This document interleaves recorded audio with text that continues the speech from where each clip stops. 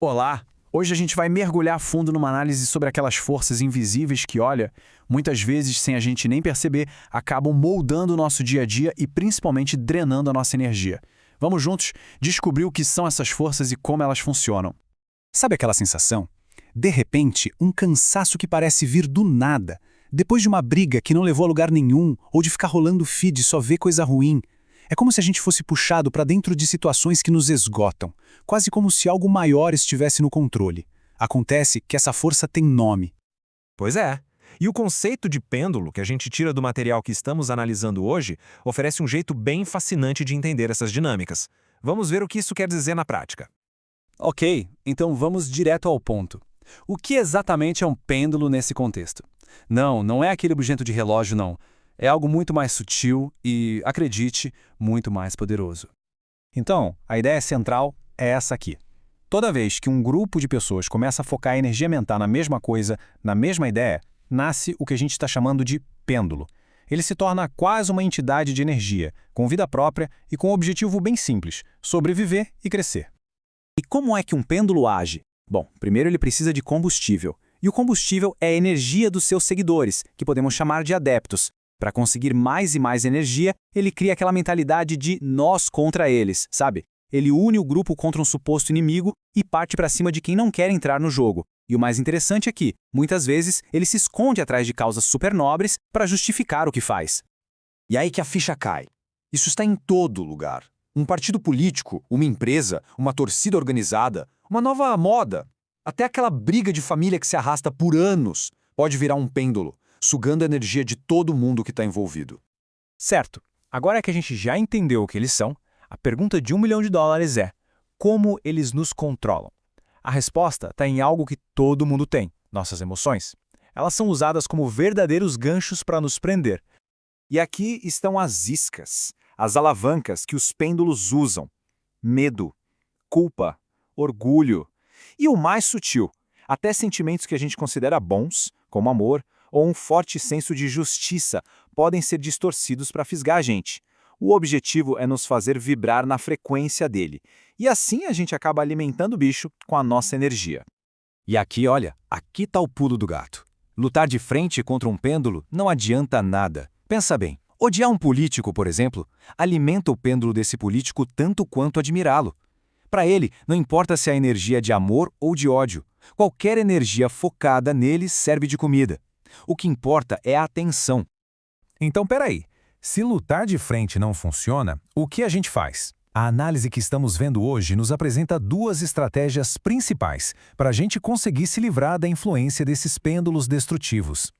Basicamente, a gente tem duas abordagens. Derrubar, que é mais uma tática de não entrar na briga, de se esquivar, e desligar, que é um jeito mais ativo de quebrar o padrão quando o confronto já está na nossa cara. Vamos ver cada uma delas em detalhe.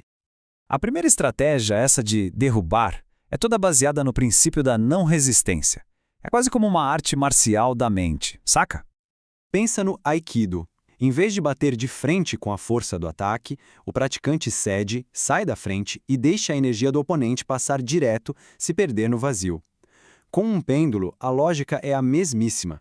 O segredo é não se envolver emocionalmente. Reconhece o ataque, mas não entra na vibração dele. E essa frase aqui resume tudo de forma perfeita. A condição número 1 para ter sucesso é simplesmente se recusar a lutar. No momento em que a gente para de lutar, a gente para de alimentar o pêndulo. Ele perde o interesse porque não tem mais onde se agarrar. Agora, vamos para a segunda estratégia. E se ignorar não for uma opção? E se o confronto for direto, inevitável? Bom, nesse caso, o jeito é quebrar o roteiro. É aí que entra a técnica de desligar. O material de base que a gente está vendo traz um exemplo que é, assim, incrível. Imagina a cena: um garoto está encurralado, prestes a apanhar de um valentão. O roteiro ali é bem claro, né? Medo, submissão ou uma briga que ele vai perder. Mas aí, ele faz algo que ninguém esperava. O valentão simplesmente trava. A ação do garoto quebra o script completamente. O pêndulo da briga esperava uma reação específica, medo ou raiva, mas recebeu algo tão bizarro, tão fora da curva, que ele simplesmente desliga. A dinâmica de poder se inverte na hora. Então, o princípio por trás disso é quebrar o padrão. Agir de um jeito que o pêndulo não prevê. seja usando humor, uma pergunta sem sentido ou uma ação totalmente maluca. Isso cria uma dissonância que corta o fluxo de energia na hora.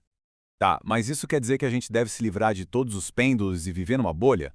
Não, não é bem por aí. A liberdade total, sem nenhum vínculo, pode levar a um outro tipo de problema. Sabe, fugir de todos os pêndulos pode jogar a gente no que o autor chama de situação suspensa. É um estado de vazio, de falta de propósito. Afinal, a gente precisa de metas, de algo para buscar, né? E na maioria das vezes, são os pêndulos que estruturam essas metas para nós. E aqui a gente chega no ponto principal. A sacada não é virar um eremita fugindo de tudo e de todos. A verdadeira liberdade é desenvolver a consciência para escolher, de propósito, quais pêndulos estão alinhados com os nossos objetivos e com a nossa felicidade. Então, resumindo, a ópera. O caminho é observar e reconhecer os pêndulos que nos fazem mal, parar de dar nossa energia para eles, usar as estratégias de derrubar ou desligar para se libertar e, o mais importante de tudo, escolher com consciência onde a gente quer colocar nossa atenção e nossa energia. E a gente termina com essa pergunta para todo mundo refletir. Se existem esses pêndulos destrutivos, será que também não existem os construtivos? O que seriam eles? Uma família unida de verdade? Um projeto social? Um grupo de estudos que te faz crescer? No fim das contas, parece que a nossa liberdade está exatamente nesse poder de escolha.